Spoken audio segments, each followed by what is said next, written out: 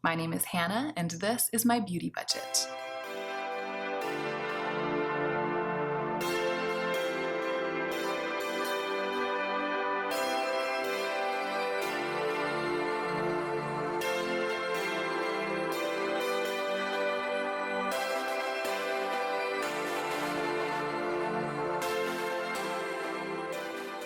Hey y'all, so I just filmed this look in preparation for filming another video about my experience going to RuPaul's Drag Con and all of the things that I purchased and acquired while I was there. Lemonhead LA had a booth at Drag Con, which was really exciting. I got the chance to see all of the products in person, swatch a bunch of the glitters, and I purchased a couple of the products from Lemonhead LA when I was there. So the star of this look today is the Lemonhead LA Space Paste in the color Dirty Penny. And I actually even got to meet the owner of Lemonhead LA. She was there at the booth. I met her, I talked with her for a while, and I got to meet and chat with one of the other women who is employed by her and works for Lemonhead LA as well. So that was really cool. And I know that Lemonhead LA has been a bit in the drama. I haven't done too much investigating into it, but I'm going to, because I'll have to report about the company when I talk about the ethics of all of the companies from which I purchased anything in the month of May, because these products were purchased with part of my May budget. So keep an eye out for that video. It won't be, I don't think, the next video about corporate ethics, because that's going to be reporting on the things that I purchased in April, and that'll be very soon, possibly the next video after this, or it might actually have just gone up before this. I'm not sure when this video will quite go up, but that is coming, never fear. I'm looking forward to letting you guys know what I discover. In the meantime, I'm incredibly impressed by these products and really excited to own a couple of them and to be able to work with them. So let's go ahead and get into the meat of the video.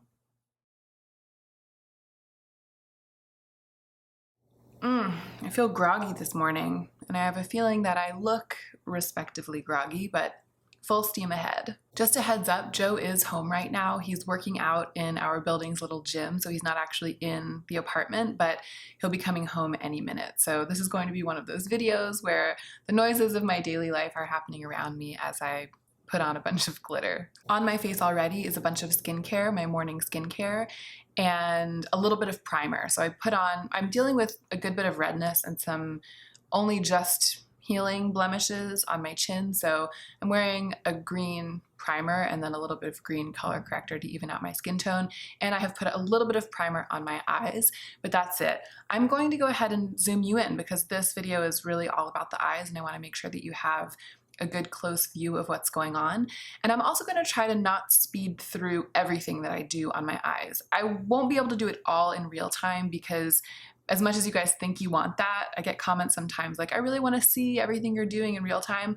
Believe me, you don't really want to see like the entire thing in real time start to finish. It would just be too boring. And I think that I can give you a full idea of what I'm doing with some cutting, some speeding up, and some moving around. But I am going to make an attempt in this video not to just speed through everything. So it'll be a little bit more step-by-step than the ones that I've been doing lately. This is Dirty Penny by Lemonhead LA.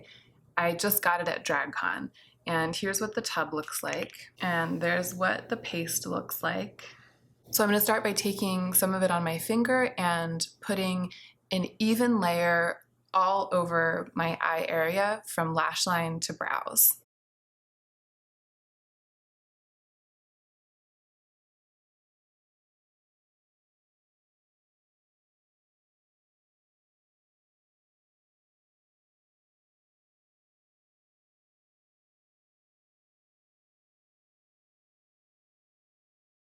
Now it's just glitter in a clear gel base.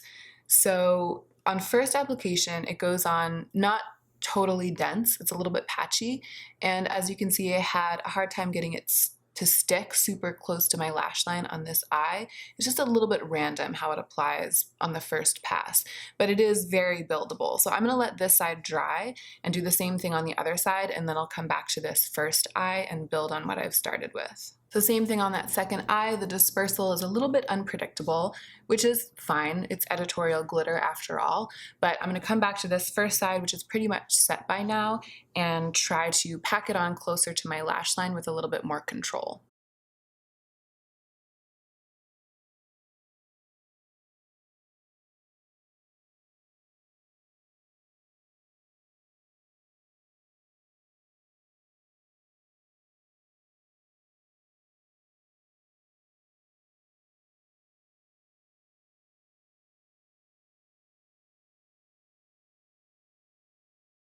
So as you can see with that second layer, I was definitely able to get a much more dense coverage, but I kept that density down sort of on the lower half of my lid. So it's really dense on the lid, it's really dense in the crease, and then it disperses into a lighter layer of glitter closer to the brow. I think definitely with this product, if you're finding that it's patching or picking up on itself, or you're not able to get as opaque a layer as you want, just wait. Wait for it to get a little bit more tacky, both on your eyes or your face and on your finger where you're applying it, like the product on your finger. As it dries, it gets to this super tacky stage right before it dries down completely. And when it's in that tackier stage, it's easier to get it to stick. Whereas when it's quite wet and quite gel-like coming straight out of here, it might be more likely to pick up on itself. So a little bit of patience, a little bit of finessing, and it's easy to get a full opaque layer. So I'm gonna go in now with some eyeshadow. I'm taking a dark brown eyeshadow. You can use whichever one you have handy. And I'm using this dense-ish little blending brush. You can use whichever one you have handy. And I'm gonna go and do some work on the outer corner. So I'm starting by just stamping this on. Obviously, it's not going to blend the same way as it would blend on a bare eye over glitter. I'm using slightly swishy stamping and gliding motions. Obviously, I'm not going to get the same blend, but I also don't need to get the same blend because my eye is covered with glitter. It's already textured. It doesn't need to be perfectly blended. I'm just carving it out.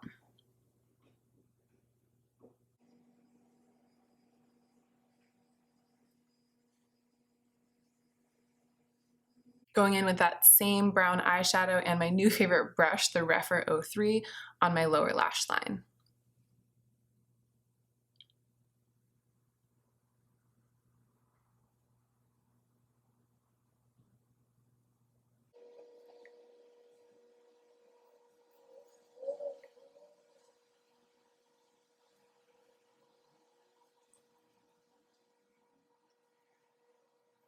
I'm going to take this little flat shader smudger brush. I'm not sure what this type of brush is called, but this is the kind of brush that I use a lot. And I'm going to go in with a black eyeshadow and just make the outer corners a little more dense and the lower lash line a little more intense.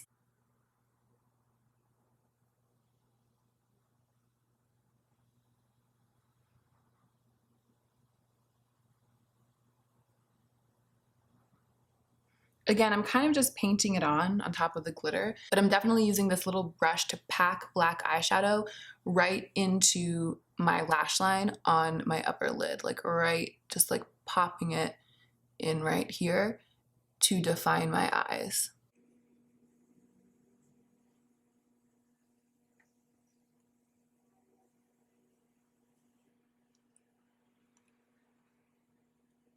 So I'm going to take a Q-tip and some more of the glitter, and I'm going to smudge it out along my lower lash line on both sides.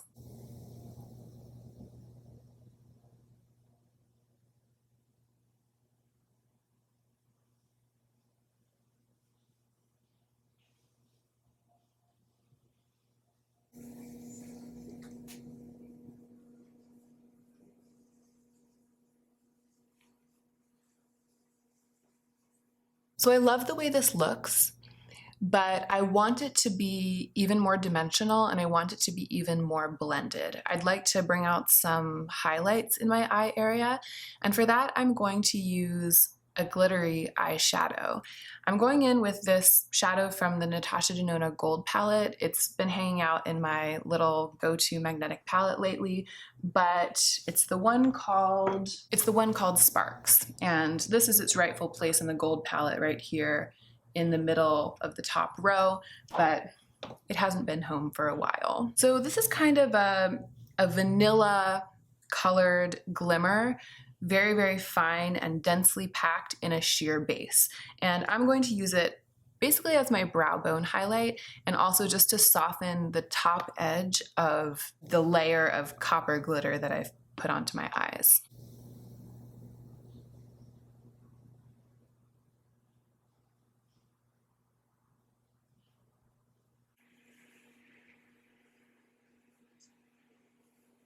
So I don't know how well you'll be able to see the difference between my two eyes right now. With these kind of super shimmery reflective products, it's always a crapshoot how well they'll pick up on camera. But this is the eye with the Natasha Denona shadow blending and kind of deepening the look. It's just kind of making it more layered, and this is the side without.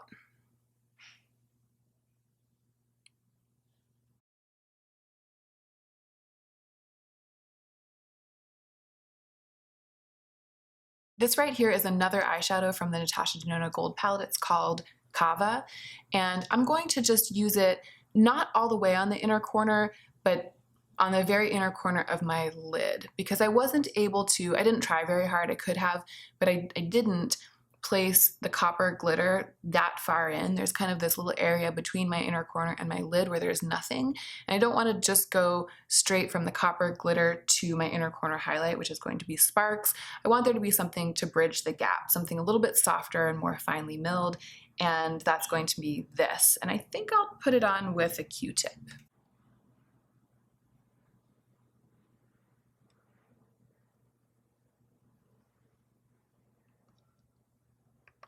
And going in with my finger too.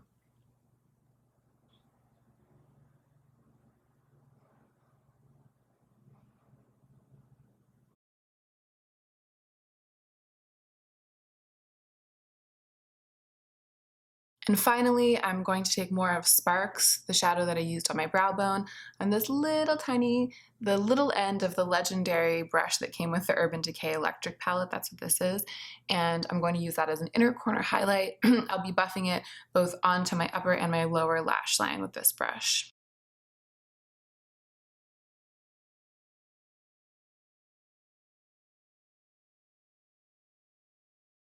Everything's pretty much done, and I feel like incorporating all of those other eyeshadows makes the glitter feel more intentional. It's not just a clear base with glitter thrown onto the eye. It's part of an eye look that has the dimension that I look for when I build an eye look, because I have hooded eyes, so as you saw at the beginning of the video, when I'm not wearing some kind of deepening shadow up over my crease, my eyes look really small and kind of sunken into the dough of my face, which is not, it's not horrible. I mean, I made it sound super unattractive. I go out without eye makeup on all the time, so I'm not saying that I have to have it. It's just if I'm going to build a look like this, I always am angling for some of this outer corner dimension, this smokiness that just makes my eyes look bigger and makes my eye look more of a statement on my face. I am going to add one more little finishing touch. Assessing it now, the copper glitter is definitely still shining through. It's definitely still the star of the show, even though I put all those other eyeshadows on top of many areas of it. The place where I put the shining Natasha Denona shadows has really just given the skin behind the copper glitter a super satiny sheen, really, really a lovely sheen when it catches the light. And then the dark shadow has mattified and dampened the shine of the copper glitter a little bit. And for the most part, I'm really happy with that. But right in the center of my lid, I brought the dark eyeshadow across quite far. Like it comes almost to here. And I would like there to be more copper glitter on my lids in that area. So I'm going to go back with my finger with just a little bit more of this Lemonhead glitter and give it a little bit more of a presence super close to my lash line on the center of each lid.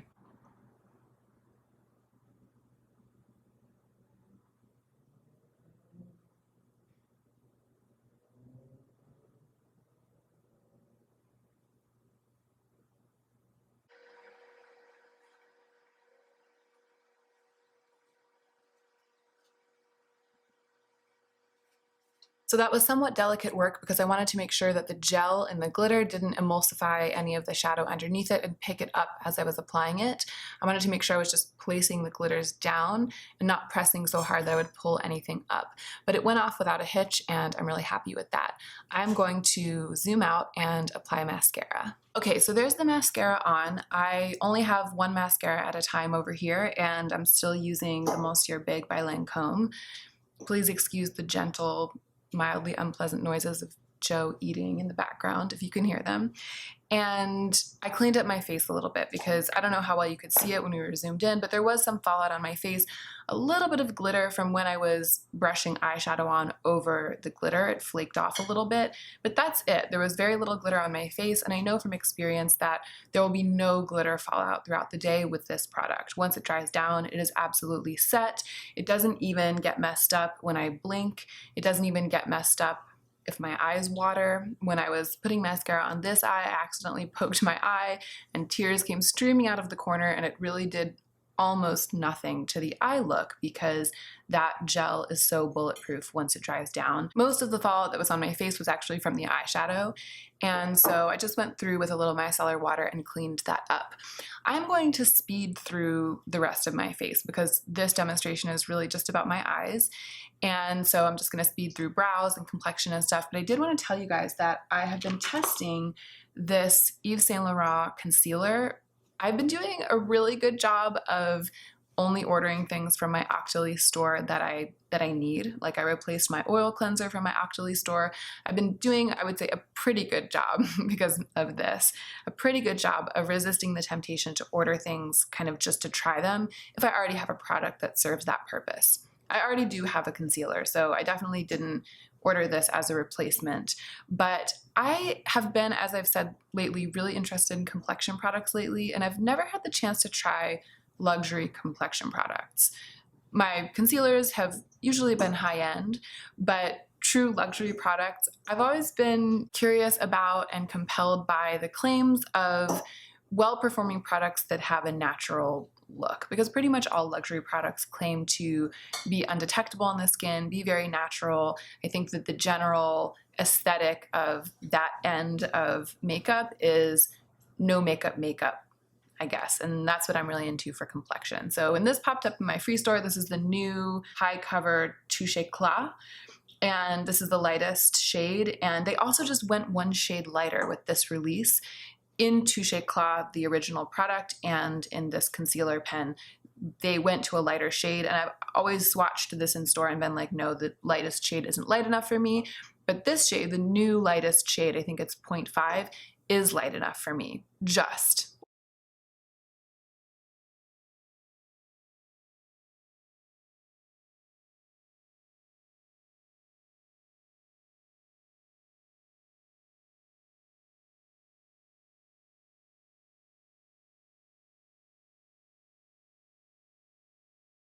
So I'm stopping the fast forwarding just to tell you that this is just with this pen.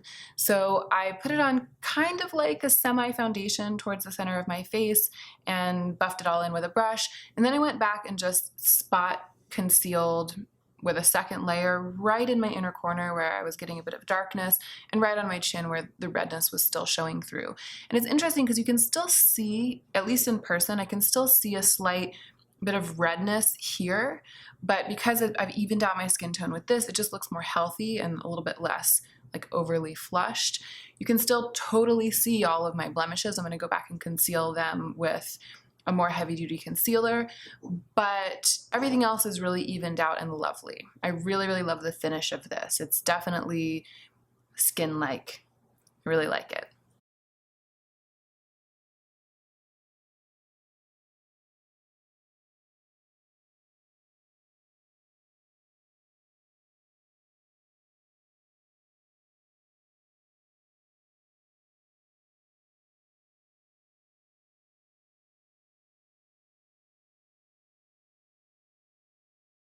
Historically, I've been trying to keep my brows looking fluffy, but lately I've really been enjoying this look where they're like pasted to my skin with soap, and that's what I've done today.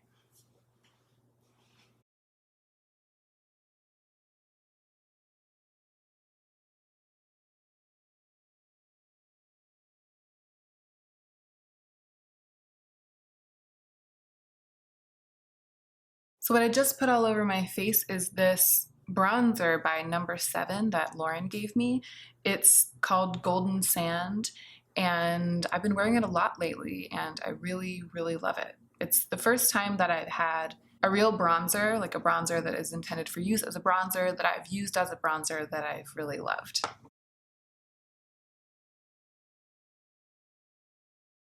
All right, that's it. That's the look. I think I mentioned everything else that I put on my face as I was going along, except for the Fenty lip gloss in Fenty Glow, the original one. That's what I put on my lips at the end. And now I'm going to put some clothes on and go ahead and film my little video about DragCon and everything that I got there and my experience meeting Rich Luxe.